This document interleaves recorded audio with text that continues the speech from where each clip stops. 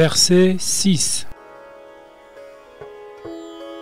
Drishte svabhava janiter vapushascha dosher na prakritadvam hiya bhakta janasya pashyet gangam basan nakalu buddha fena panker brahma dravatvam apagachati niradarme.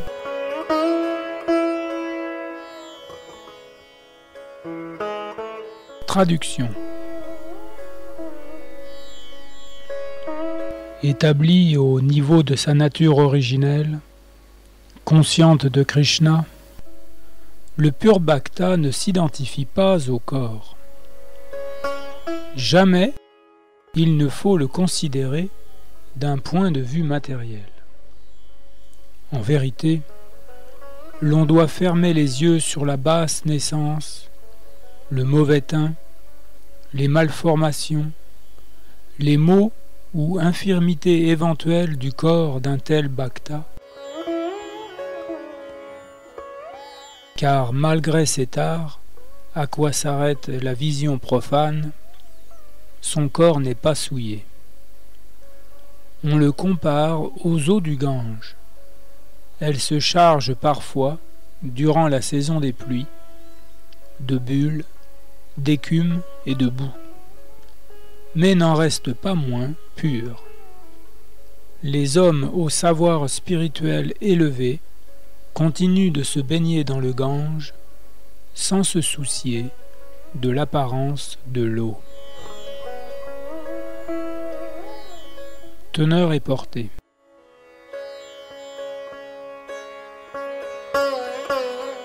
La Shuddha Bhakti, ou fonction propre de l'âme, c'est-à-dire le service d'amour sublime offert au Seigneur, s'accomplit à l'état libéré. La Bhagavad Gita enseigne à cet effet « Mam chayo vyabhicharena bhakti yogena sevate sagunam samatityetam brahma bhuyaya kalpate »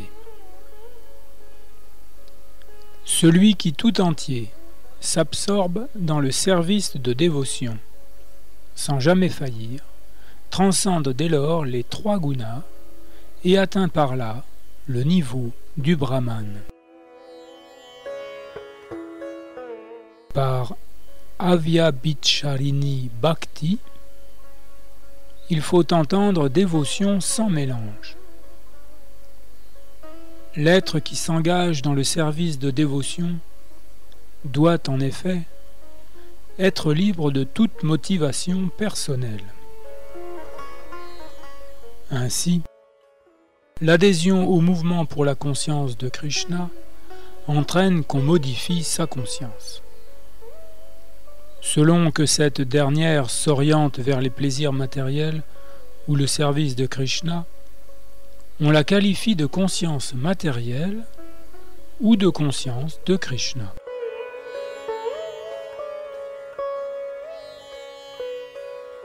Une âme soumise sert Krishna sans aucune considération d'ordre matériel. Anya bilashita shunyam. Gyana karmadi anavritam. Et c'est ce service de dévotion sans mélange, transcendant les activités du corps et du mental, c'est-à-dire l'action intéressée, karma, et la spéculation intellectuelle, jnana, qu'on qualifie de bhakti yoga pur. Dans le service de dévotion réside la fonction propre à l'âme, et quiconque s'y engage purement, libre de toute souillure, se trouve déjà libéré. Sagunam samatityetam. Le dévot de Krishna n'est jamais sujet aux conditions de la matière, même si sa forme corporelle y semble soumise. On ne doit donc pas regarder un pur bhakta d'un angle de vision matériel. Car, à moins d'être soi-même un bhakta, il est impossible d'en avoir une vision juste. Il existe, tel qu'on l'a vu dans le verset précédent, 3 sortes de bhakta: le Kanistha Adhikari, le Madhyam Adhikari et l'Uttama Adhikari. Le Kanistha Adhikari ne sait pas reconnaître un bhakta d'un abhakta. Il se limite à l'adoration de la Murti dans le temple. Le Madhyam Adhikari, pour sa part, est capable de faire la distinction entre le bhakta et l'abhakta, de même qu'entre le Seigneur et son dévot. Aussi se comporte-t-il différemment avec chacun.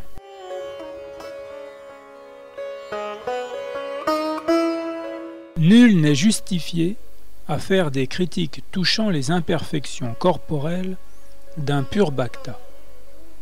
Si de telles imperfections existent, il faut tout simplement ne leur accorder aucune attention. Ce qui doit nous intéresser, c'est l'occupation principale à quoi se livre un tel maître spirituel, le pur service qu'il offre au Seigneur suprême. Ce que confirme d'ailleurs la Bhagavad Gita. Apichet suduracharo bhajate mam ananyabhak sadur eva samantavya samyag vyavasito isaha. Même si un bhakta semble parfois commettre des actes abominables, il faut continuer à le tenir pour un sadhu, un saint homme, car sa véritable occupation est de servir le Seigneur avec amour. En d'autres mots, il ne convient pas de le voir comme un homme ordinaire. Même s'il n'est pas né dans la famille d'un brahmana ou d'un goswami, un pur bhakta ne doit pas être tenu pour négligeable, car il est engagé dans le service du Seigneur. À la vérité, il ne saurait exister de famille de goswamis établie sur des considérations d'ordre matériel, comme l'hérédité ou l'appartenance à une caste particulière. Le titre de goswami est réservé au pur bhakta. Ainsi, parlons-nous des 6 Goswamis, ayant à leur tête Rupa Goswami et Sanatan Goswami. Malgré le fait qu'ils étaient pratiquement devenus musulmans et avaient même changé leur nom en ceux de Dabirakash et Sakara Malik, Sri Chaitanya Mahaprabhu les éleva lui-même au rang de Goswami. Le titre de Goswami n'est donc héréditaire en aucune façon. Le mot Goswami désigne celui qui n'est pas dominé par les sens, mais au contraire s'en rend le maître. Ainsi, du bhakta, qui, par suite, peut être appelé Goswami ou Swami, même sans être issu d'une famille de Goswami. Les Goswamis descendants de Sri Nityananda Prabhu et de Sri Advaita Prabhu sont certes des bhaktas. D'autre part, selon le principe énoncé plus haut, il ne faudrait pas dénigrer les bhaktas descendants d'autres familles.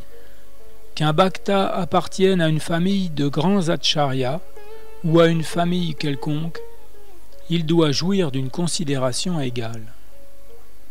Nul ne devrait s'exclamer devant un bhakta « Voilà un Goswami occidental » et pour cela le dénigrer, ni se dire « Voici un Nityananda Vamsha Goswami ».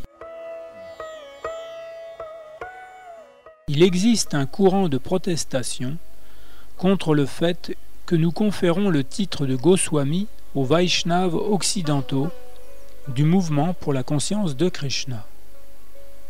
Certains vont même jusqu'à leur dénier tout droit à porter sans usurpation le titre de sannyasi ou de Goswami.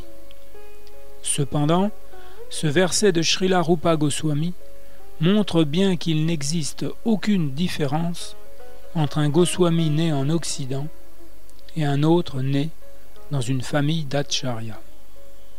Mais ajoutons qu'un bhakta qui a obtenu le titre de Goswami sans être issu d'un père brahmana ou d'un Goswami descendant de Nityananda ou d'Advaita Prabhu ne doit évidemment pas se gonfler d'un vain orgueil à la pensée de ce qu'il est devenu.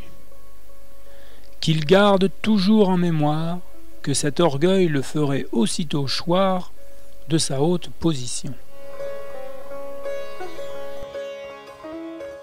Notre mouvement pour la conscience de Krishna s'appuie sur une science purement spirituelle et on n'y trouve nulle place pour l'envie. Il est destiné au Paramahamsa, totalement affranchi de toute envie. Paramam Nirmat Saranam. Que l'on soit issu d'une famille de Goswami ou que l'on en ait reçu le titre, toute trace d'envie est à détruire. Quiconque devient envieux choit aussitôt du niveau de Paramahamsa. Celui qui s'arrête aux imperfections physiques d'un Vaishnava commet une offense à ses pieds pareils au lotus. Or, toute offense commise aux pieds d'un Vaishnava est très grave. Sri Chaitanya Mahaprabhu la compare à un éléphant furieux, Hatimata.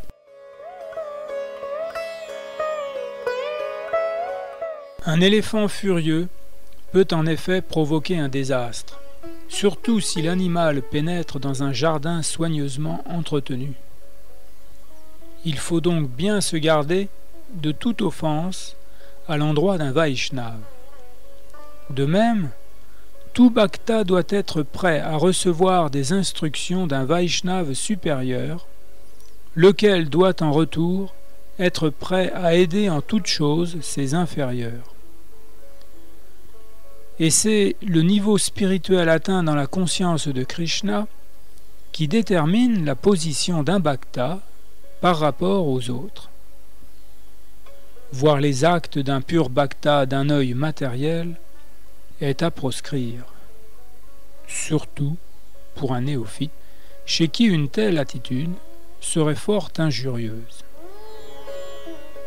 Évitons donc de considérer l'apparence externe d'un pur bhakta pour s'attacher plutôt à sa figure intérieure et saisir les voies par quoi il s'engage dans le service d'amour sublime du Seigneur. Ainsi peut-on s'empêcher d'observer les purs bhaktas d'un œil matériel et par là se qualifier pour devenir soi-même graduellement un pur bhakta.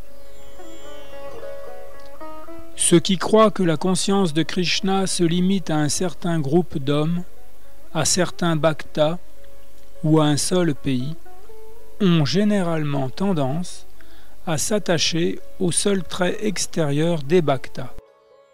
De tels néophytes, incapables d'apprécier le caractère sublime du service qu'offrent les Mahabhagavat, les bhaktas avancés, tentent de les abaisser à leur propre niveau.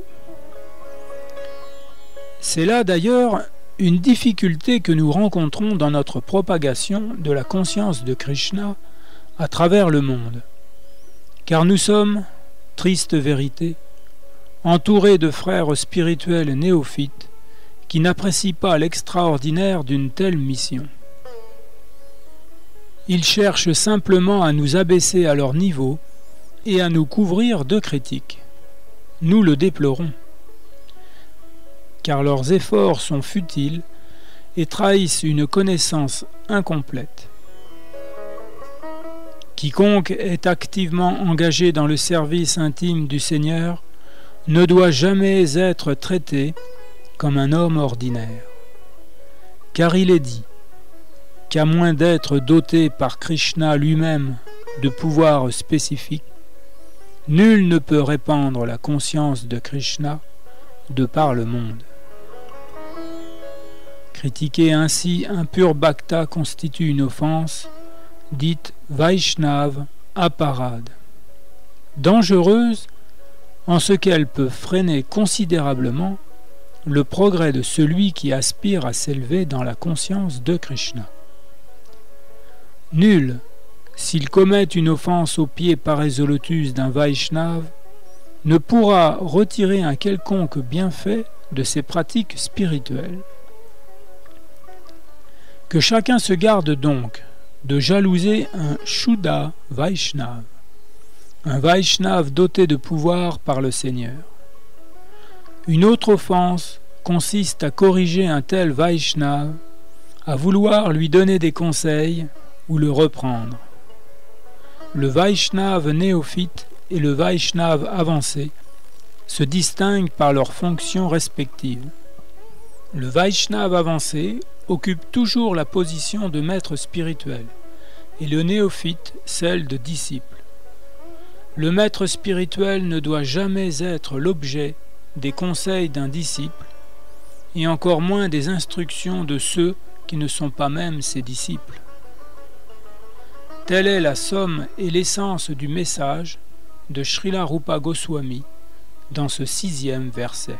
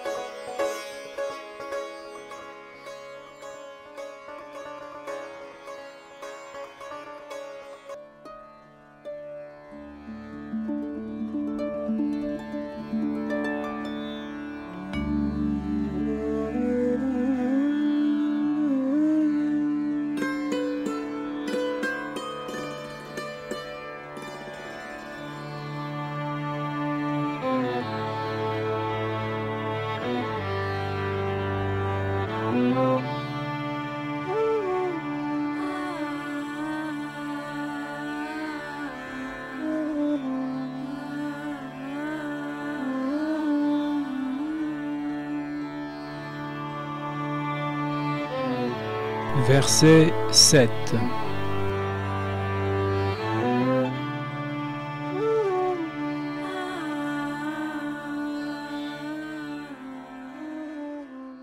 Syat Krishna nama charitadi sitapi avidyam pito patapta rasanasya narochikanu Kindvadarad anudinam kalush seva justa svadvikramad bhavati tad gada mula antrim.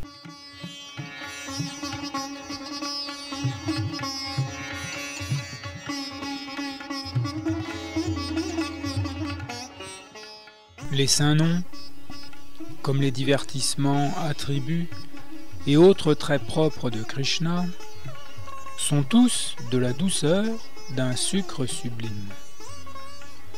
Et bien qu'un homme, malade de la jaunisse de l'ignorance, ne puisse apprécier sur sa langue cette saveur, n'est-il pas merveilleux qu'il en retrouve le goût naturel, qu'il déracine peu à peu le mal qui l'afflige, par le simple chant attentif, chaque jour, de ces doux noms?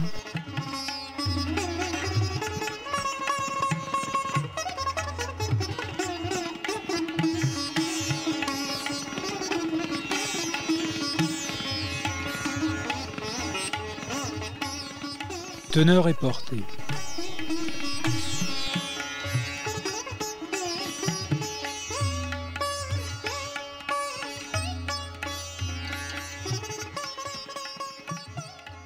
Les saints noms de Krishna, ses attributs, ses divertissements, tout comme ce qui lui a trait, participent tous de la nature de la vérité absolue, toutes de beauté et de félicité. Leur douceur, comme celle du sucre, est intrinsèque et universellement attirante. L'ignorance, on la compare à la jaunisse, mal que causent des sécrétions biliaires. Un homme atteint de jaunisse ne peut savourer le goût du sucre. Au contraire, il tiendra toute sucrerie pour amère.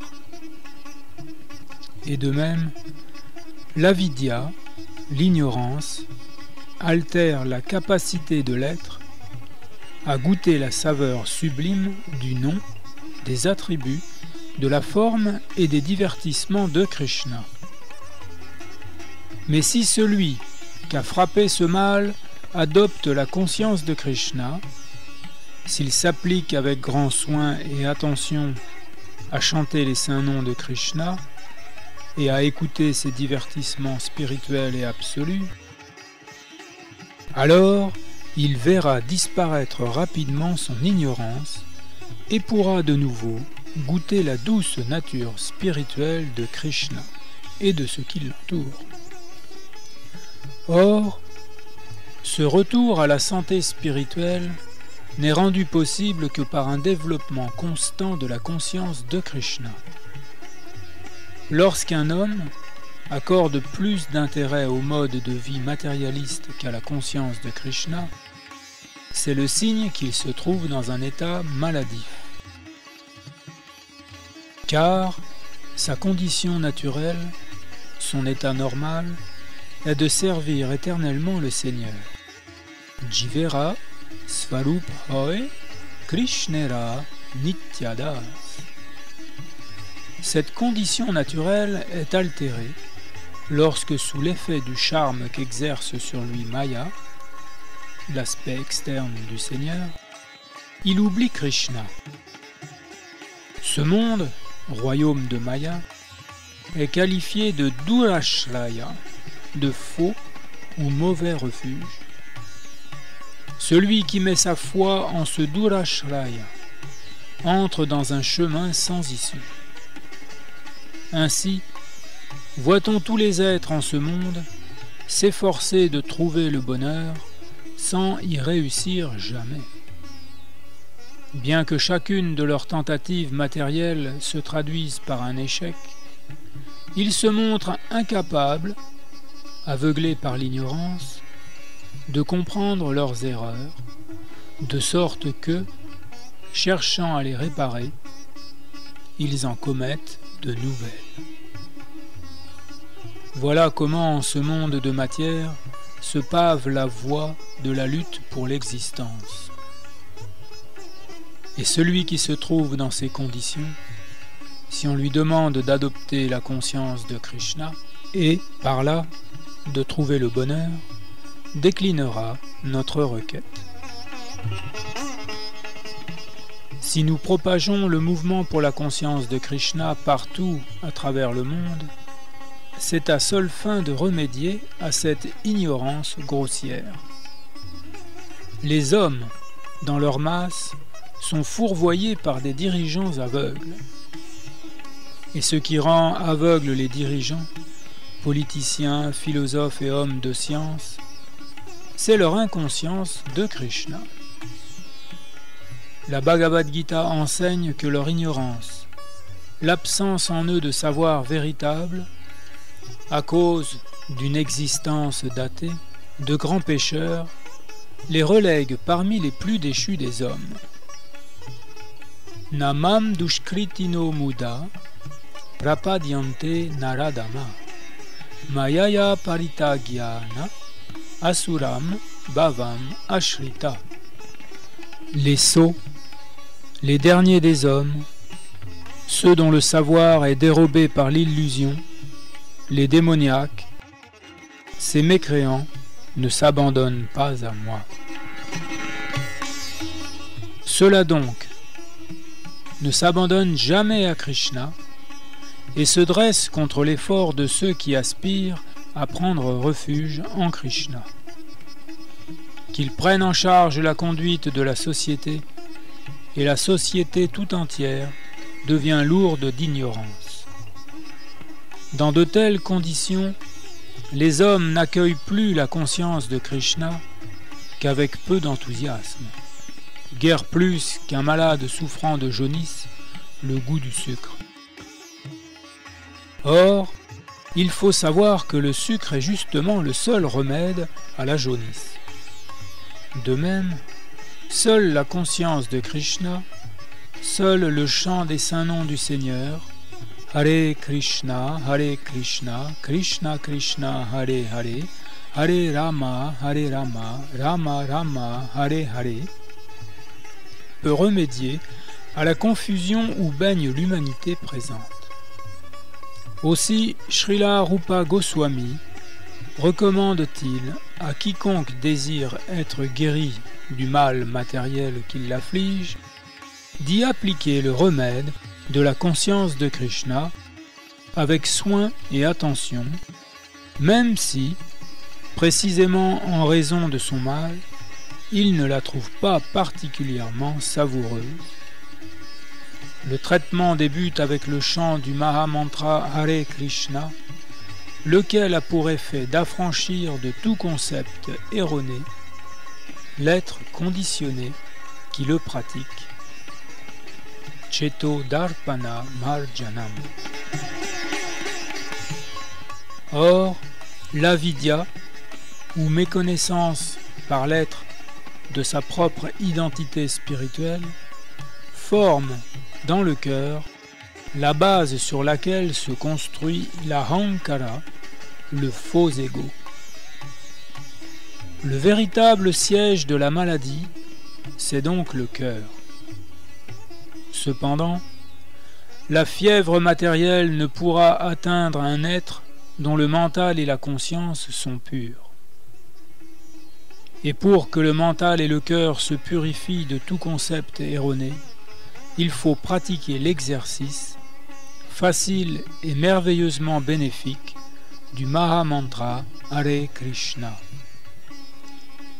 Le chant des saints noms du Seigneur donnera aussitôt de s'affranchir du brasier de l'existence matérielle. Le chant des saints noms comporte 3 phases, celle dite offensante, celle dite de purification, phase intermédiaire, où l'on réduit les offenses au saint nom, et celle où le chant devient entièrement pur. Quand un néophyte adopte le chant du Mahamantra Hare Krishna, il commet généralement maintes offenses à son endroit. On en compte principalement 10, et si le bhakta les évite, il entrera bientôt dans la phase intermédiaire, entre le chant chargé d'offenses et le chant pur. Ensuite vient la phase de pureté. Celui qui l'atteint est aussitôt libéré. Bhava Mahadavagni Nirvapanam. Hors du brasier de l'existence matérielle, il peut à nouveau apprécier la douce saveur de la vie spirituelle. La conclusion est que pour se défaire de la fièvre matérielle, il faut adopter le chant du mantra Hare Krishna. Le mouvement pour la conscience de Krishna est précisément fait pour offrir à l'homme les conditions favorables au chant des saints noms. Qu'on développe d'abord sa foi, puis qu'on l'affermisse par le chant des saints noms, alors on obtient qualité pour s'intégrer au mouvement. Nous envoyons dans le monde entier des groupes de bhaktas en sankirtan. Or, ils constatent que même dans les régions les plus reculées du globe, où personne n'a jamais entendu parler de Krishna, le chant du Mahamantra Hare Krishna incite des milliers d'hommes à nous rejoindre. En certains endroits, on voit les habitants se raser la tête et chanter le Mahamantra, imitant les bhaktas, seulement quelques jours après avoir entendu le mantra. Même s'il ne s'agit que d'imitation, n'oublions pas qu'imiter une bonne chose est toujours souhaitable. Certains en viennent ainsi, graduellement, à désirer recevoir l'initiation du maître spirituel et à lui en faire la demande. L'être sincère obtient d'être initié. Cette étape porte le nom de Bhajana Kriya. C'est là qu'on s'engage vraiment dans le service du Seigneur par le chant suivi du Mahamantra, 16 tours de Japamala chaque jour, et par l'abandon de toute vie sexuelle illicite comme des excitants et substances enivrantes, de la consommation de chair animale et des jeux de hasard. La Bhajana Kriya permet d'échapper à la souillure de l'existence matérielle. Ainsi, l'initié ne fréquente-t-il plus les restaurants pour y goûter des viandes revenues aux oignons et autres mets savoureux, pas plus qu'il ne manifeste le désir de fumer ou de boire thé ou café. Non content de mettre un terme aux activités sexuelles illicites, il renonce à toute vie charnelle. Et il n'éprouve aucun désir de gaspiller son temps en vaines spéculations ou à des jeux de hasard. On peut ainsi comprendre qu'il se purifie, se détache de toute chose indésirable, anartha nivriti. Dès que l'on s'attache à la conscience de Krishna et au mouvement qui la répand, tous les anarthas ou éléments indésirables disparaissent. Après s'être ainsi défait de tous ces anarthas, l'être s'établit avec fermeté dans l'accomplissement de ses devoirs à l'intérieur de la conscience de Krishna.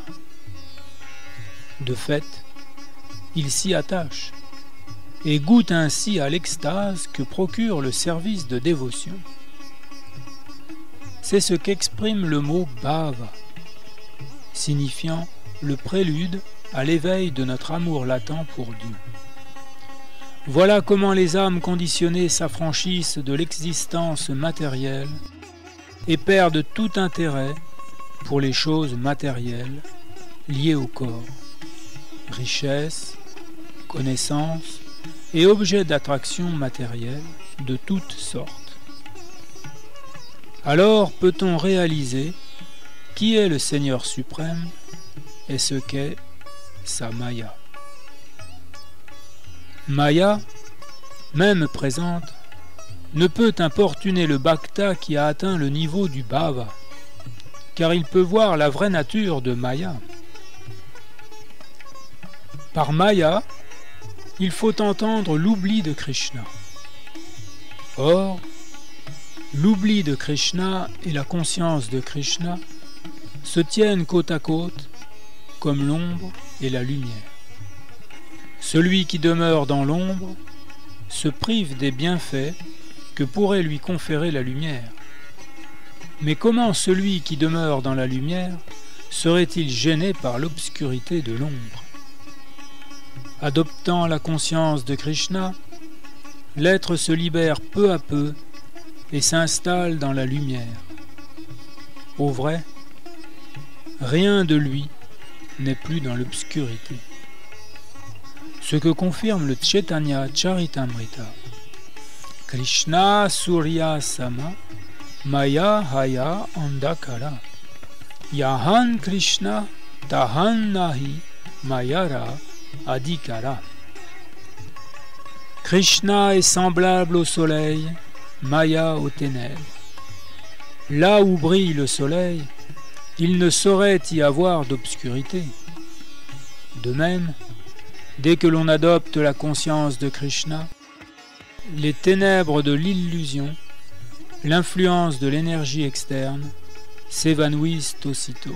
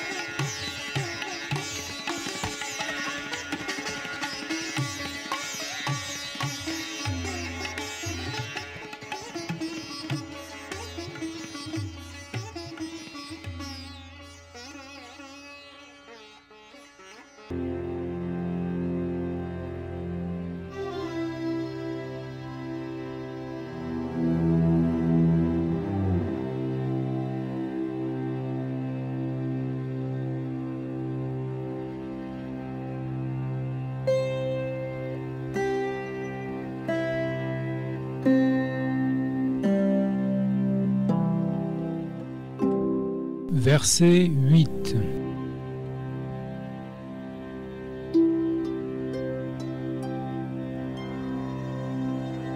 Tan namarupa charitadi sukirtananu smrityo kramena rasana manasi niyojya tishtan vraje tad anuragji Jananugami Kalam Nayed Akilam Iti Upadesha Salam.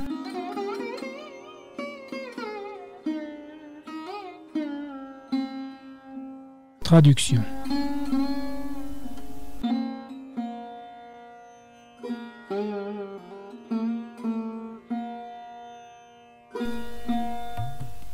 La quintessence de tous les enseignements est que l'on doit user de tout son temps, 24 heures par jour, à bien chanter et se rappeler les noms divins du Seigneur, sa forme sublime, ses attributs et ses divertissements éternels, absorbant ainsi toujours plus en eux sa langue et son mental. Faisant cela, qu'on réside à Vraja et qu'on serve Krishna sous la direction des Bhaktas, qu'on marche sur les traces des dévots bien-aimés du Seigneur, profondément attachés à son service.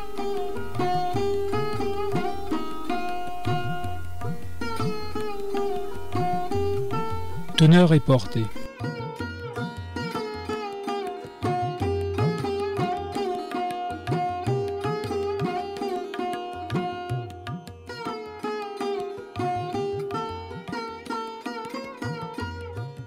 Le mental pourra aussi bien se montrer notre ami que notre ennemi. Il s'agit donc de le former de manière à ce qu'il devienne notre ami.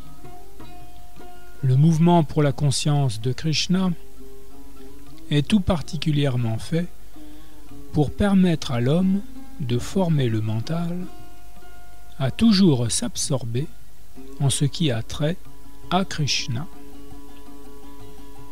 Le mental véhicule des centaines et des milliers d'impressions, d'informations relatives non seulement à cette vie, mais à de nombreuses vies passées. Ces impressions se rencontrent, se heurtent parfois, créant dans le mental des images contradictoires.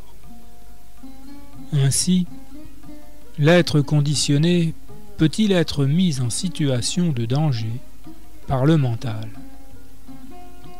Ceux qui ont des notions de psychologie connaissent bien les diverses transformations qui s'opèrent dans le mental. Or, la Bhagavad Gita enseigne Yam yam vapi smaran bhavam tyajati ante kalevaram tam tam eveti konteya sadatad bhava bhavita. Car certes, ô fils de Kunti, ce sont les pensées, les souvenirs de l'être à l'instant de quitter le corps qui déterminent sa condition future.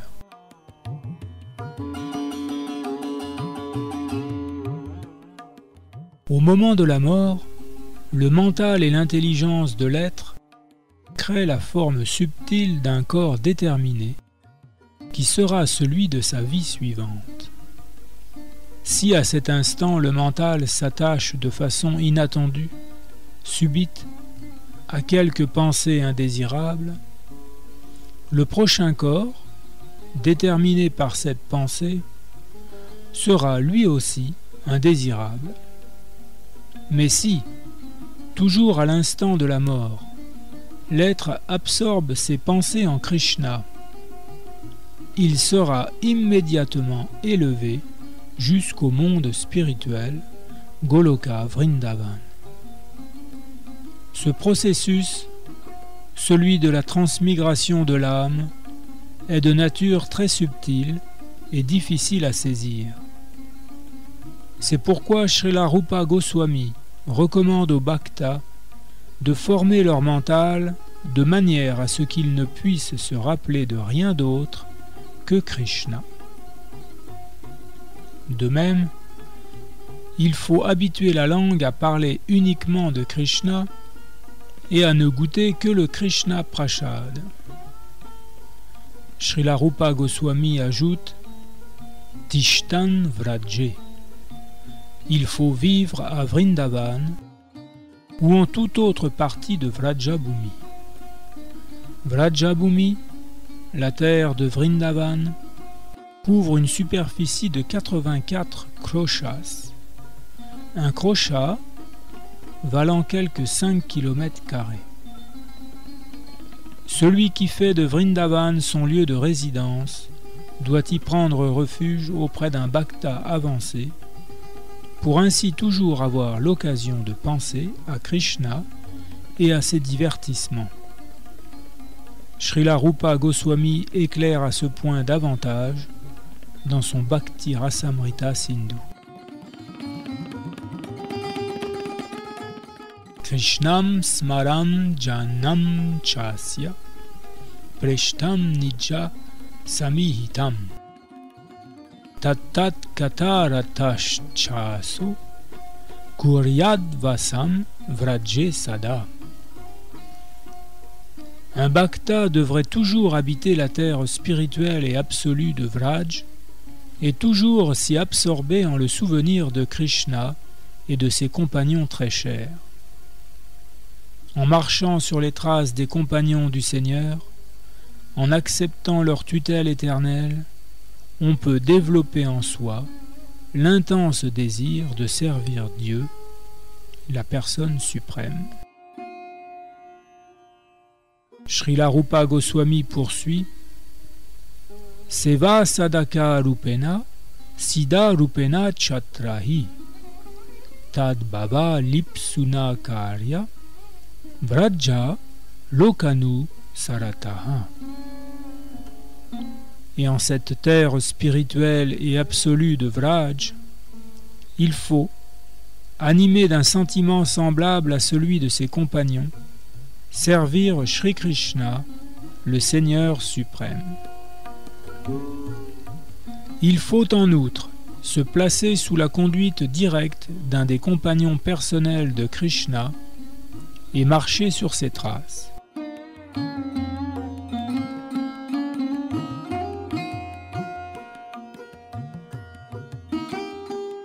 Ceci aussi bien au stade du sadhana, des pratiques spirituelles accomplies à l'état conditionné, qu'à celui de la sadhya, de la réalisation spirituelle, où l'on devient un siddha purusha, une âme établie dans la perfection spirituelle. Srila Bhaktisiddhanta Sarasvati Thakur a écrit sur ce verset le commentaire suivant: celui qui n'a pas encore développé d'intérêt pour la conscience de Krishna devrait d'abord renoncer à tout but matériel et former son mental à l'aide des principes régulateurs progressifs que sont le chant et le souvenir de Krishna, de son nom, de sa forme, de ses attributs, de ses divertissements, de tout ce qui lui a trait. Puis, ayant ainsi développé en lui-même un goût pour ces pratiques, il devrait vivre à Vrindavan et user de tout son temps à se rappeler le nom de Krishna, sa renommée, ses divertissements et ses attributs, sous la conduite et l'égide d'un bhakta parfaitement qualifié. Telle est la somme et l'essence de tous les enseignements portant sur le développement du service de dévotion. Au stade du néophyte, il faut constamment s'absorber dans l'écoute de ce qui a trait à Krishna, Krishna Katha. C'est ce qu'on appelle le stade de l'écoute, ou Shravana Dasha. En entendant de façon constante les saints noms de Krishna, ce qui touche à sa forme, ses attributs et ses divertissements, tous aussi sublimes, on peut atteindre le stade de l'adhésion, ou Varanadasha, caractérisé par l'attachement aux pratiques d'écoute de la Krishna Katha. Lorsqu'on en vient à éprouver, chantant ses gloires, de l'extase, on atteint au stade du souvenir du Seigneur, ou Smaranavasta. Le souvenir de Krishna, ou Krishna Smarana, s'intensifie alors en 5 étapes graduelles. D'abord vient la simple réminiscence, puis l'absorption, la méditation, le souvenir constant et enfin l'extase. Il est possible qu'au commencement, le souvenir de Krishna s'interrompe par intervalles, mais il finit par être continu. Alors, il se concentre et prend le nom de méditation. Quand cette méditation se développe encore et acquiert elle aussi un caractère constant, on l'appelle Anusmriti. Enfin, quand l'Anusmriti se fait soutenue, imperturbable, elle se transforme en samadhi, en extase spirituelle. Or, c'est quand le smarana dasha, ou le samadhi, atteint son plein développement que l'âme peut réaliser sa position originelle, comprendre en toute clarté la relation éternelle qui l'unit à Krishna. Voilà ce qu'on appelle la perfection de l'existence. Sampati Dasha. Le Chaitanya Charitamrita avertit les néophytes qu'ils doivent abandonner toute forme de désir intéressé, que remplacera l'engagement réglé par les Écritures dans le service de dévotion offert au Seigneur. Ils pourront ainsi, peu à peu, développer de l'attachement pour les noms de Krishna, pour sa renommée, sa forme, ses attributs, etc. Et lorsque s'est développé un tel attachement, on peut alors servir les pieds pareils au lotus de Krishna de façon spontanée, sans même devoir suivre les principes régulateurs. Ce niveau est celui de la Raga Bhakti, du service de dévotion accompli par amour spontané. Arrivé à ce stade, le Bhakta peut marcher sur les traces d'un des compagnons éternels de Krishna à Vrindavan et ainsi pénétrer dans le monde de la Raganuga Bhakti. Ce service spontané peut s'accomplir dans le cadre de l'un ou l'autre des 5 principaux rasas. Dans le Shanta Rasa, quand l'être aspire à devenir semblable aux vaches de Krishna, au bâton ou à la flûte qu'il tient dans sa main, ou aux fleurs qui ornent son cou. Dans le Dasya Rasa, quand il marche sur les traces de serviteurs de Krishna, tels Chitraka, Patraka et Raktaka. Dans le Sakya Rasa, quand il se veut ami de Krishna, à l'exemple de Baladev, Shridam et Sudam. Dans le Vatsalya Rasa, caractérisé par l'amour paternel ou maternel pour le Seigneur, semblable à celui de Nanda Maharaj et Yashoda.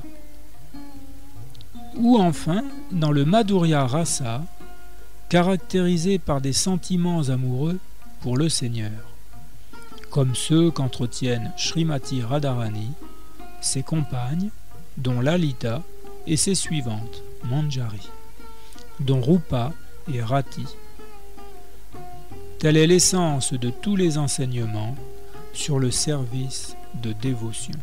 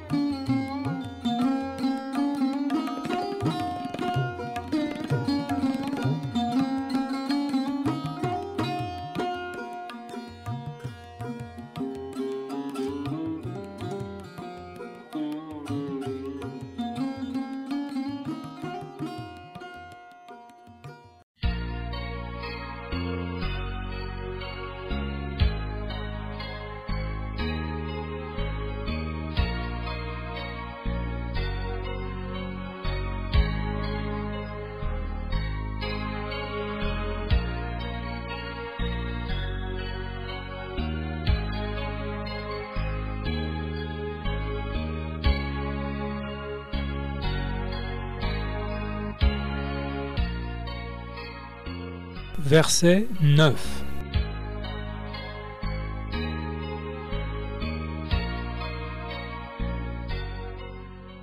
Vaikuntash janito vara madhu puri tatrapi rasot savad vrindaranyam udarapani ramanat tatrapi govardhana radakundam ihapi gokulapate premamrita pravanat kuryadasya virajato giritate sevam viveki naka.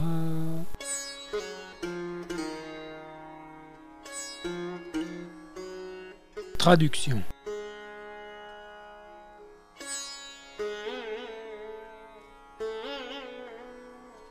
La sainte ville de Mathura surpasse en valeur spirituelle même Vaikunta, le monde spirituel, car Krishna y apparut. Mais la forêt de Vrindavan, toute sublime, surpasse Mathurapuri, car Krishna y a manifesté la danse rasa.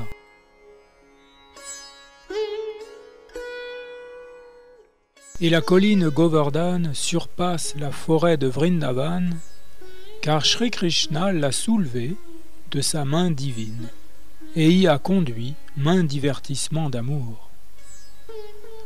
Au-dessus de tout, cependant, se trouve Shri Radhakund, à l'excellence suprême, submergé par l'ambroisie d'amour du Seigneur de Gokul, Shri Krishna. Quel homme d'intelligence refusera donc de servir ce divin Radhakund, si au pied de la colline Govardhan?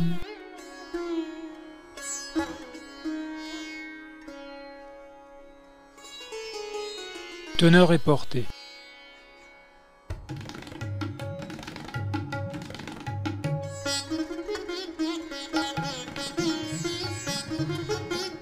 Le monde spirituel, qui constitue les 3/4 de la création totale du Seigneur suprême, en est bien la région la plus élevée, supérieure de par sa nature à l'univers matériel. Mais la ville de Mathura et les lieux avoisinants, bien que situés dans l'univers matériel, sont tenus pour supérieurs au monde spirituel, car le Seigneur y a paru en personne.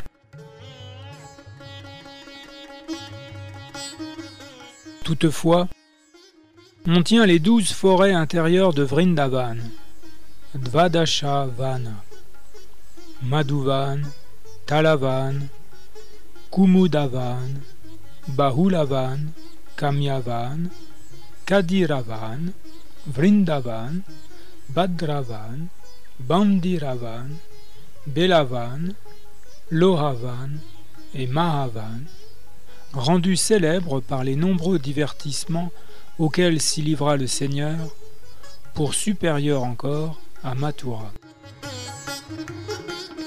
Et plus hautement spirituel encore, pour avoir été soulevé comme un parapluie par Krishna, la divine colline Govardhan. Krishna l'a soulevée et tenue de sa main si belle, pareille au lotus, pour protéger ses compagnons, les habitants de Vraja, des pluies diluviennes provoquées par la colère d'Indra, le roi des Devas. C'est aussi sur la colline Govardhan que Krishna menait paître ses vaches, accompagné des pâtres, ses amis, et là aussi qu'il donnait rendez-vous à Shri Radha, sa plus tendre aimée, s'y adonnant avec elle à des divertissements amoureux. Néanmoins, si au pied de Govardhan se trouve le Radhakund, suprême entre tous, car tout entier submergé par l'amour de Krishna. À cause des nombreux échanges d'amour éternel, Rati Vilas, entre Krishna et Radharani, qu'il évoque, les bhaktas avancés choisissent, de préférence à tout autre, le Radhakund comme lieu de résidence. Le Chaitanya Charitamrita rapporte que lorsque Sri Chaitanya Mahaprabhu visita pour la première fois la région de Vrajabhumi, il ne parvint pas à localiser aussitôt l'emplacement du Radhakund, ce qui laisse entendre qu'il en cherchait l'emplacement précis. Il finit cependant par découvrir le lieu sacré, et là, un petit étang. S'y étant baigné, il révéla à ses dévots qu'il s'agissait de l'emplacement exact du Radhakund. Plus tard, les dévots de Sri Chaitanya Mahaprabhu, avec à leur tête les 6 Goswamis de Vrindavan, dont Rupa et Raghunath Das, élargirent les limites de l'étang. C'est ainsi que l'on peut aujourd'hui voir à cet endroit le magnifique bassin du Radhakund. C'est l'intense désir qu'eut Sri Chaitanya Mahaprabhu de le retrouver, qui incita Srila Rupa Goswami à en souligner aussi fortement l'importance. Qui donc en abandonnerait les rives pour aller vivre ailleurs? Certes, aucun homme doté d'intelligence spirituelle. Toutefois, l'importance spirituelle du Radhakund ne peut être vraiment réalisée par les autres filiations ou Sampradaya Vaishnava de la même manière que quiconque ne manifeste aucun intérêt pour le service de dévotion offert à Sri Chaitanya Mahaprabhu ne peut saisir sa nature divine. Aussi est-il surtout révéré par les Vaishnavas Gaudiya, ceux qui marchent sur ses traces.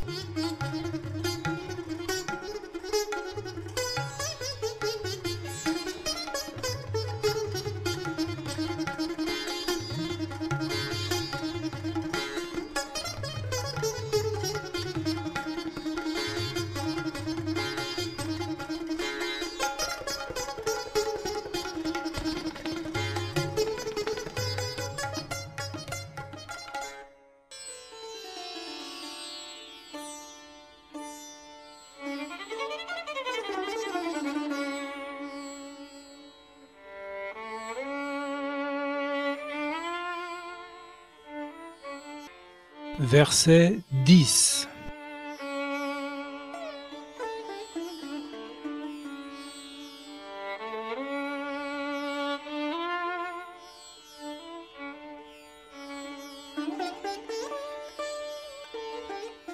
Karmibhya parito hare priya taya vyaktim yayur gyaninas tebhyo gyana vimukta bhakti parama premekya nishta tata tebhyasta pashu pala pankaja drishashtabhyopi saradika preshta tadvad yam tadiya sarasitam nashrayet kakriti.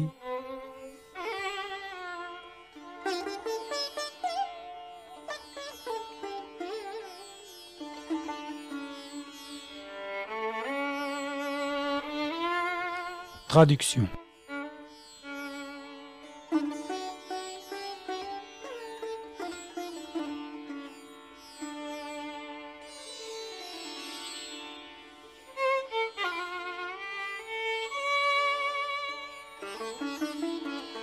Les Shastras enseignent que d'entre tous ceux qui aspirent au fruit de l'acte est béni par le Seigneur celui qui possède un haut savoir des valeurs spirituelles de l'existence.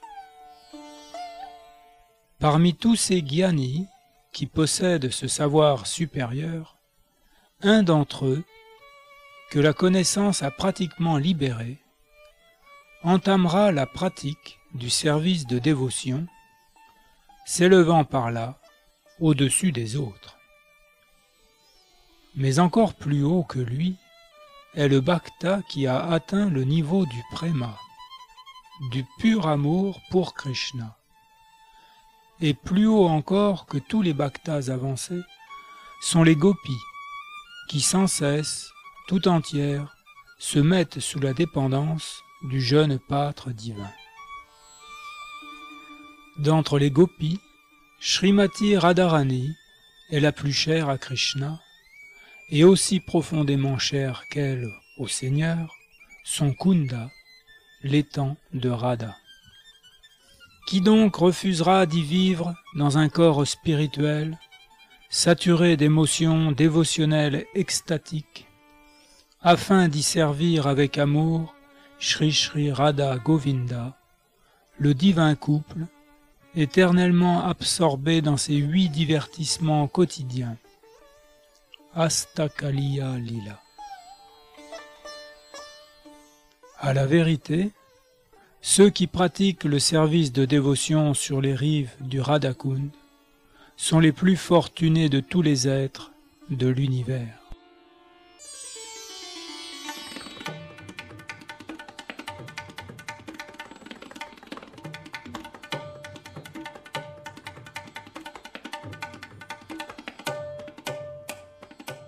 Teneur et portée.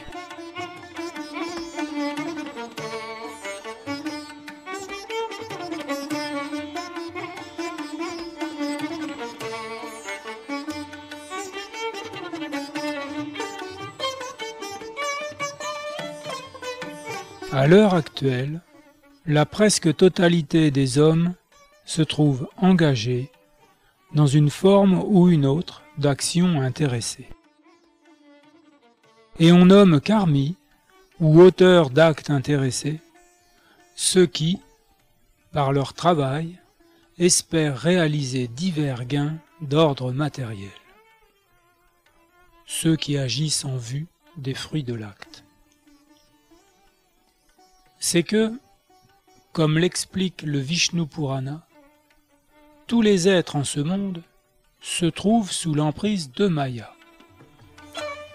Vishnu Shakti Paraprokta Kshetragyaya Tata Para Avidya Karma Samgyanya Tritiya Shaktir Ishyate.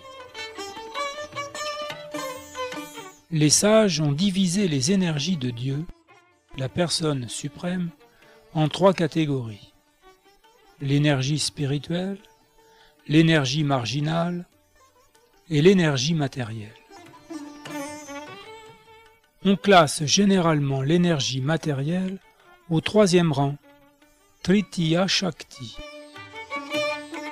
Les êtres se trouvant sous son emprise agissent le plus souvent comme des chiens et des porcs.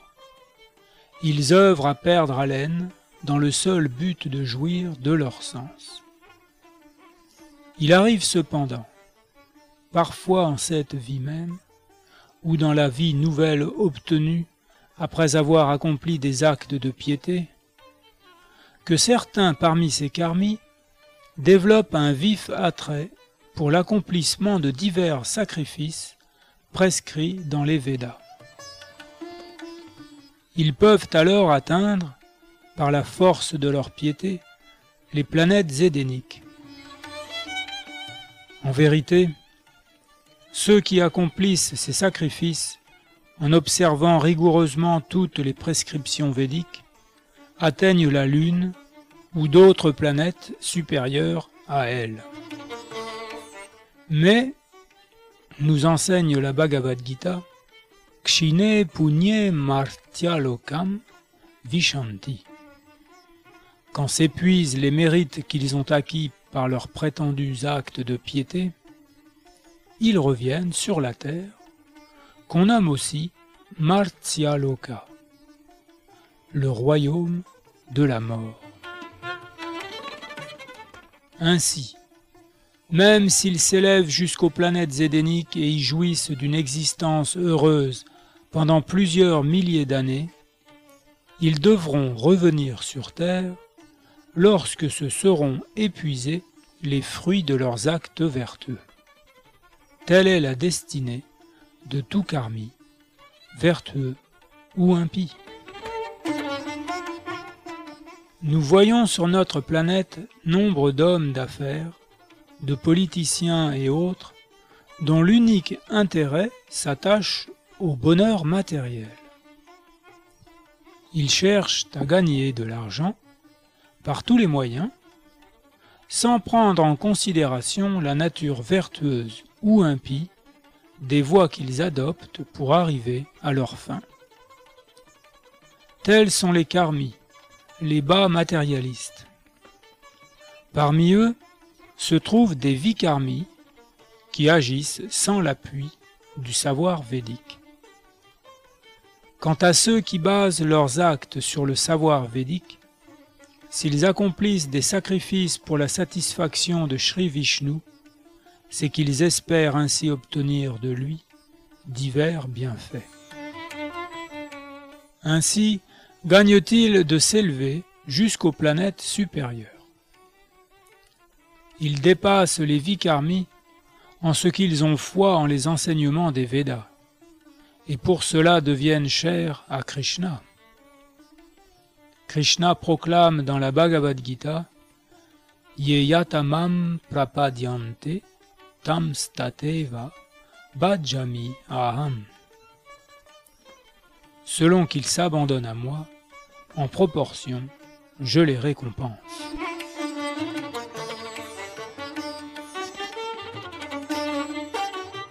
Krishna est si bon qu'il se rend au désir de tous, karmi ou gyani, pour ne rien dire des bhaktas. Mais les karmis promus aux planètes supérieures devront, après la mort, revêtir de nouveaux corps matériels, et ce, aussi longtemps qu'ils demeureront attachés aux actes intéressés. Si les agissements d'un être sont empreints de piété, il pourra obtenir un corps de déva sur les planètes supérieures, ou atteindre une position lui permettant de jouir d'un plus grand bonheur matériel. À l'opposé, ceux qui s'adonnent à des actes impies se dégradent au point de renaître en des corps de bêtes, d'arbres ou de plantes. Négligeant les directives des Védas, ces vikarmis n'attirent évidemment pas sur eux l'estime des sages. Le Srimad Bhagavatam enseigne « Nunam pramata kurute vikarma yad indriya pritaya aprinoti na sadhu nanye yata atmanoyam asan hapi kleshada ashadeha » Les matérialistes, peinant sans cesse comme les chiens et les porcs en vue de jouir de leurs sens, souffrent à vrai dire d'une totale insanité. Pour ces plaisirs, ils passent toute leur vie à accomplir toutes sortes d'actes abominables. Or, les actes matériels ne sont pas dignes d'un homme intelligent, car ils conduisent l'être à revêtir un nouveau corps de matière, source intarissable de souffrance. Le but de la vie humaine consiste plutôt à s'affranchir des trois formes de souffrance propres à l'existence matérielle. Par malheur, les karmis sont rendus fous par le désir de s'enrichir et de se procurer des commodités matérielles, pourtant temporaires, par tous les moyens. Ils courent ainsi le risque de choir parmi les espèces inférieures. Dans leur sottise, ces matérialistes échafaudent d'innombrables projets en vue d'atteindre au bonheur en ce monde. Pas un seul instant, ils ne considèrent qu'ils ne vivront qu'un nombre restreint d'années, dont ils consacrent la plupart à grossir leur fortune en vue d'accroître le plaisir des sens, s'engageant en un chemin qui les conduira à la mort. Et ils ne réalisent en rien qu'après avoir quitté leur corps, ils devront peut-être en reprendre un autre de bêtes, d'arbres ou de plantes. Ils vont ainsi, par leurs actes, contre le but réel de l'existence. Non seulement ils naissent dans l'ignorance, mais ils agissent dans l'ignorance, croyant retirer de leurs actes divers bienfaits d'ordre matériel. Palaces, grosses voitures, postes honorifiques, etc. Il leur échappe que leur prochaine vie les verra déchus, tombés de leur position, et que tous leurs actes n'auront contribué qu'à leur perte. Tel est le verdict du Srimad Bhagavatam. Parabhavastavad abodhajataha. Il faut donc ardemment désirer comprendre la science de l'âme, Atma Tattva. Car, à moins d'atteindre à la connaissance de l'Atma Tattva, à moins de réaliser que l'âme, et non le corps, constitue le moi véritable, on reste sur le plan de l'ignorance. Or, parmi des milliers, des millions même, d'ignorants qui perdent leur temps à satisfaire leurs sens, un seul, peut-être, atteindra au niveau du savoir et comprendra les valeurs supérieures de la vie. Celui-là, on le nomme Gyani. Le Gyani a conscience de ce que les actes intéressés ne peuvent que l'enchaîner à l'existence matérielle et le contraindre à transmigrer d'un corps à un autre dans différentes espèces.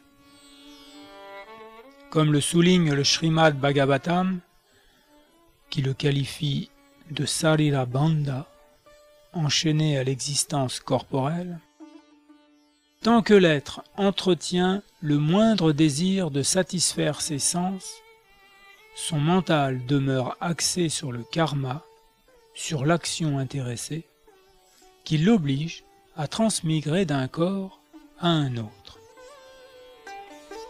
Le Gyani, donc, se situe à un niveau plus élevé que le karmi, car il a au moins l'intelligence d'éviter les actes aveugles orientés par le seul plaisir des sens.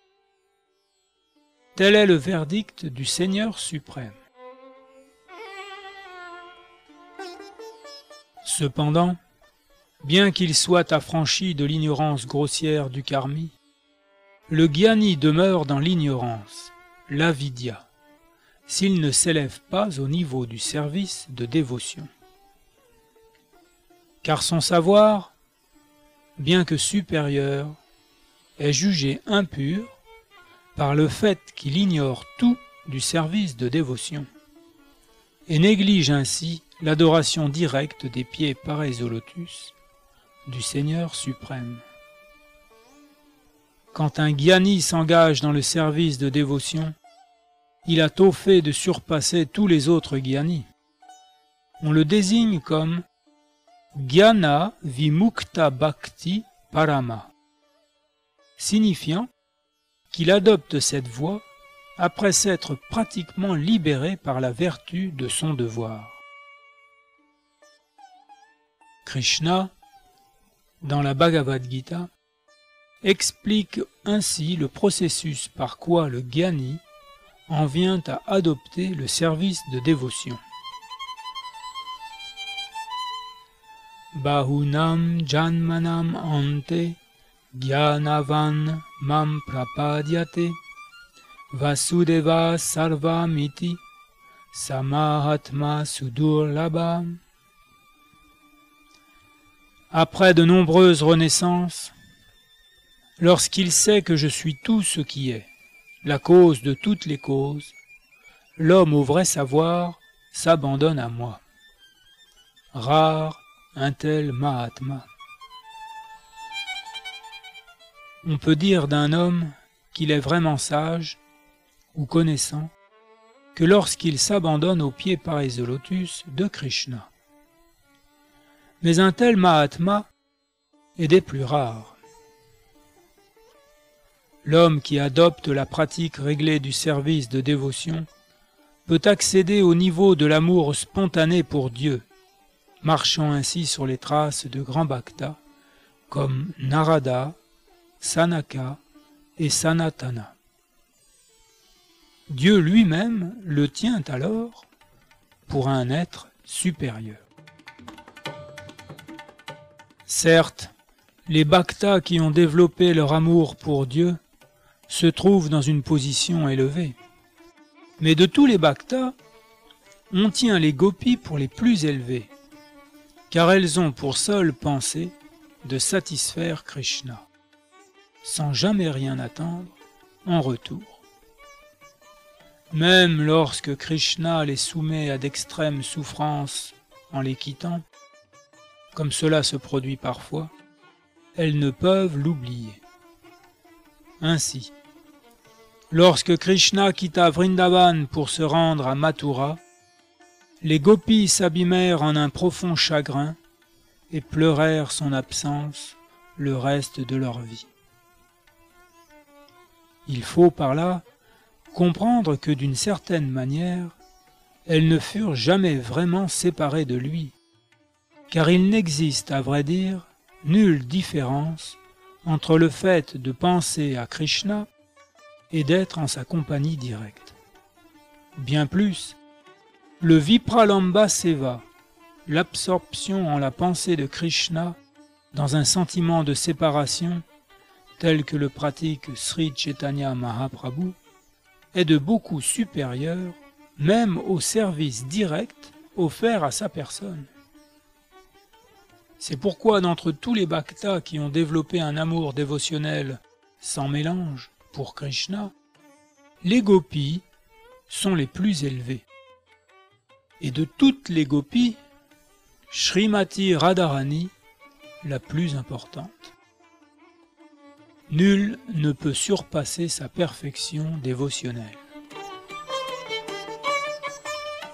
Pas même Krishna ne peut percer ses sentiments sublimes.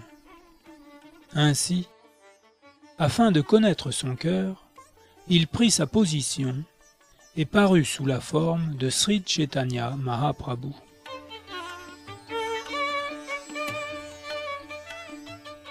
Srila Rupa Goswami en arrive ainsi, pas à pas, à la conclusion que Srimati Radharani est la plus élevée de tous les dévots de Krishna, et que son étang, Sri Radhakund, est le lieu le plus sublime. Certitude confirmée encore par une citation du Laghu Bhagavatamrita que rapporte le Chaitanya Charitamrita. Yata Radha Priya Vishnos Tasya Kundam Priyam Tata Sarva Gopishu Sheveka Vishnor Atyanta Vallabha. Parmi toutes les gopis, Srimati Radharani est la plus chère au Seigneur suprême, Shri Krishna.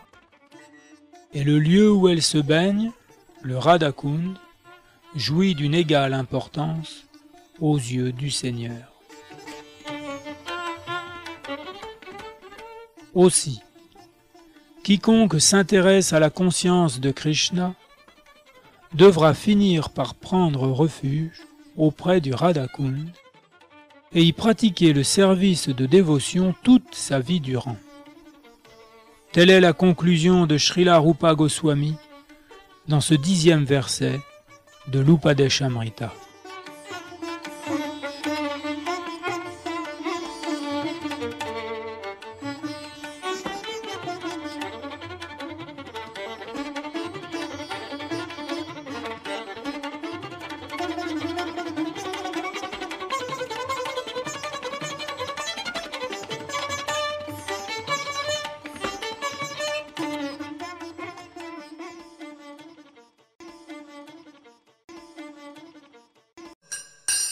Radha Krishna Chaitanya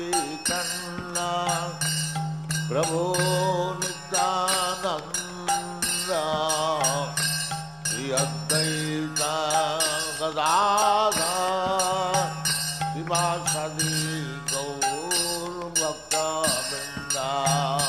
Radha Shri Krishna Chaitanya. Dernier verset.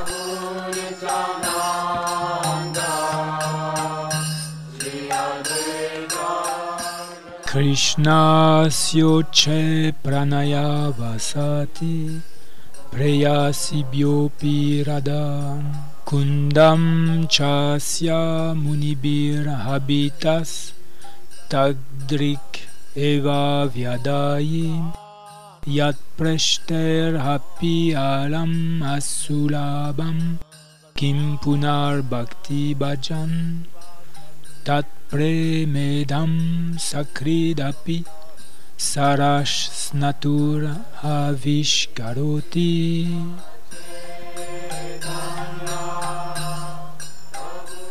Traduction.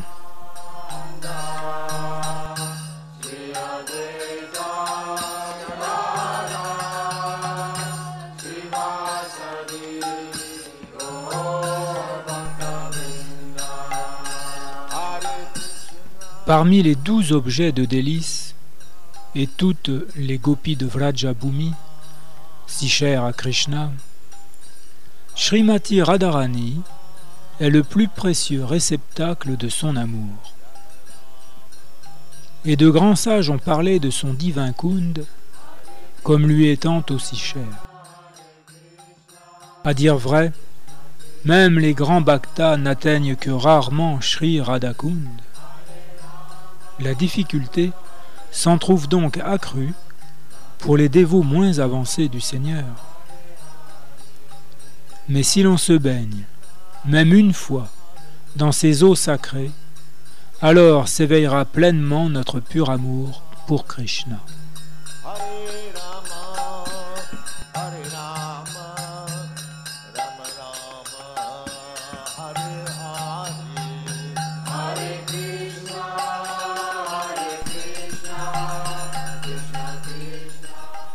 Teneur et portée.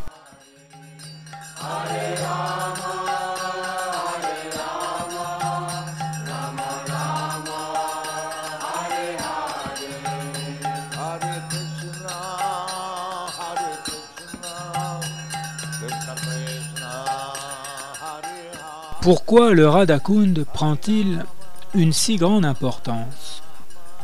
C'est qu'il appartient à Srimati Radharani, l'objet suprême de l'amour de Sri Krishna. D'entre toutes les gopis, c'est elle qui lui est la plus chère. Et de grands sages décrivent son étang, Sri Radhakund, comme aussi cher à Krishna que Radha elle-même. Véritablement, il porte au Radhakund et à Srimati Radharani en tout point le même amour. Il est très rare qu'on atteigne le Radhakund. Même les grands bhaktas, pleinement absorbés dans le service de dévotion, n'y parviennent que difficilement. Que dire alors des autres, encore au niveau de la Vedi Bhakti?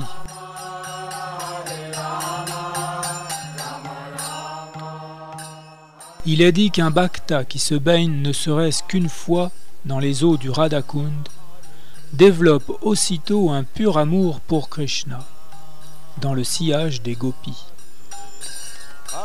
Srila Rupa Goswami recommande que même si l'on ne peut résider en permanence sur ces berges, on doit néanmoins s'y baigner aussi souvent que possible. Cette pratique représente un élément d'importance majeure dans l'accomplissement du service de dévotion. Srila Bhaktivinoda Thakur a écrit que Sri Radhakund s'offre comme le lieu d'élection de tous les êtres qui désirent progresser dans le service dévotionnel avec le sentiment des compagnes et des proches suivantes de Srimati Radharani. Aux êtres qui éprouvent un vif désir de retrouver leur corps spirituel, Siddha Deha, pour ainsi retourner à leur demeure originelle, au royaume absolu de Dieu, Goloka Vrindavan, il faut vivre sur les berges du Radhakund, y prendre refuge auprès des proches suivantes de Sri Radha et, sous leur conduite, servir cette dernière avec constance. Là réside la plus sublime des voies pour ceux qui pratiquent le service de dévotion sous l'égide de Sri Chaitanya Mahaprabhu.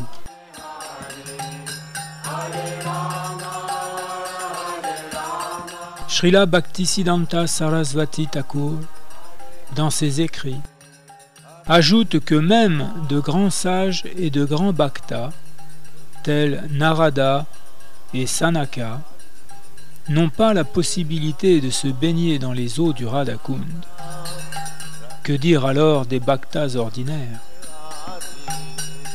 Celui qui a l'heureuse fortune de s'y baigner, même une seule fois, peut alors développer son amour absolu pour Krishna, dans l'exact sentiment des gopis. Mais il est également recommandé d'habiter sur les rives du Radha Kund et de s'absorber en ce lieu dans le service d'amour offert au Seigneur. Qu'on s'y baigne assidûment et qu'on abandonne tout concept d'ordre matériel en cherchant refuge auprès de Sri Radha et de ses assistantes, les gopis. L'être qui demeure ainsi absorbé, sans cesse, la vie entière, retournera certes au royaume de Dieu après avoir quitté son corps. Il obtiendra d'y servir Sri Radha de la même manière dont il le fit sa vie durant dans sa méditation sur les rives du Radha Kund. En conclusion, vivre en cet endroit et s'y baigner chaque jour constitue la plus haute perfection du service de dévotion. C'est là une position difficile à atteindre, même pour les grands sages et bhaktas tels Narada. Ainsi, les gloires de Sri Radha Kund ne connaissent pas de limite. Et en le servant, on peut obtenir de servir Srimati Radharani sous la conduite éternelle des gopis.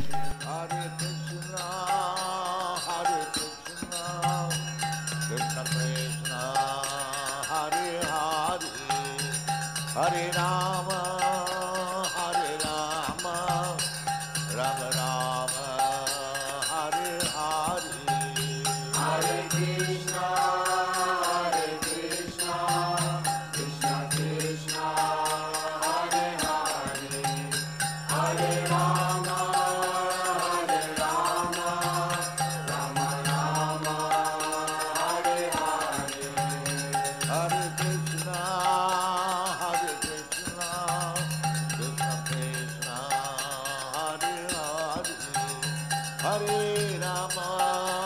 Hare Rama, Rama Rama, Hare Hare, Hare Krishna, Krishna Krishna, Hare Hare, Hare Rama, Rama Rama, Hare Hare.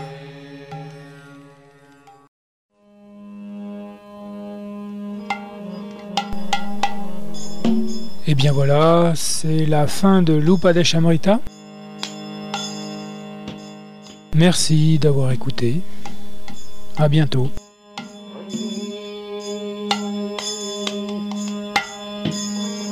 Hare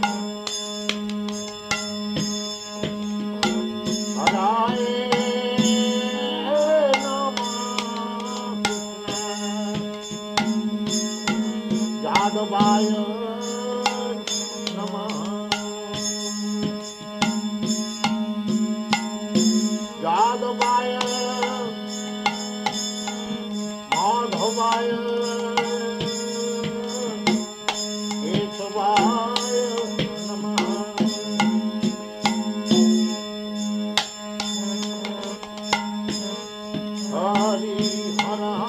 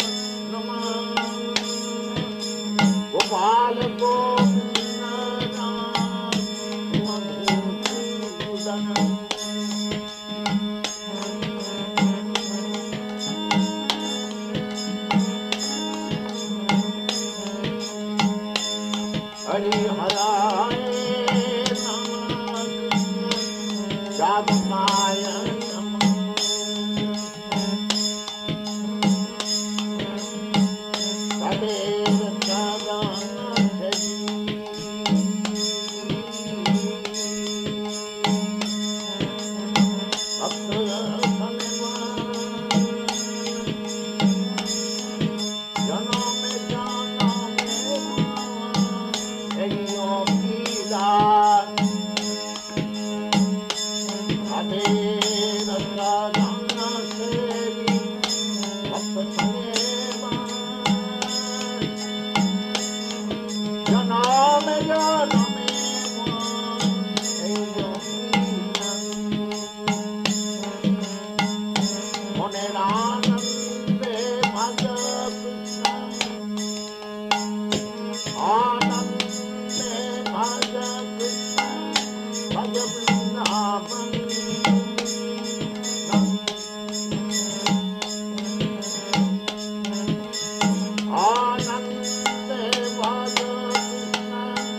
भज वृंदावन नरोत्तम दास गहे नाम संकीर्तन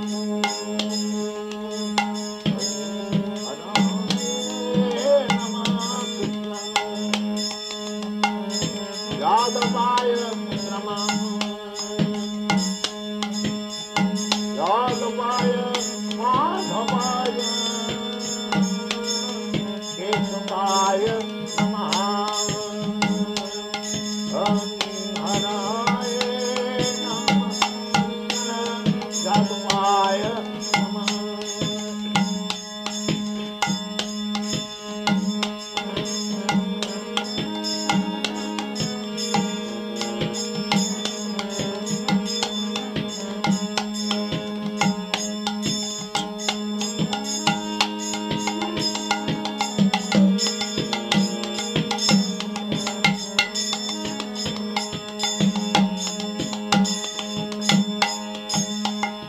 हराय नमः कृष्ण यादवाय नमः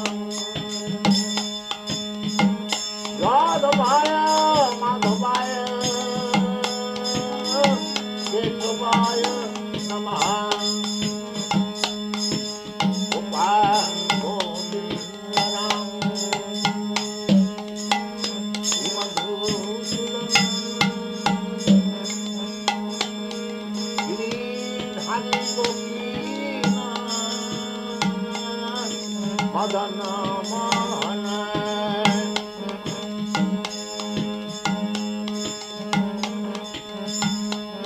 चैतन्य नित्यानंद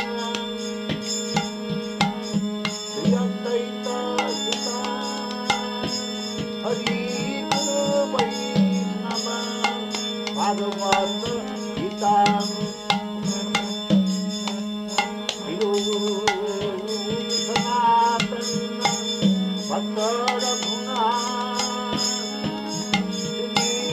गोपाल भट्ट साधो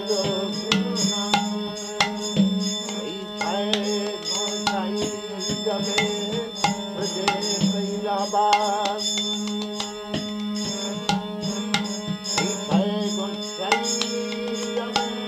ब्रजे कैलाबाद सदा कृष्ण नित्य लीला करिया प्रकाश तदेव चरण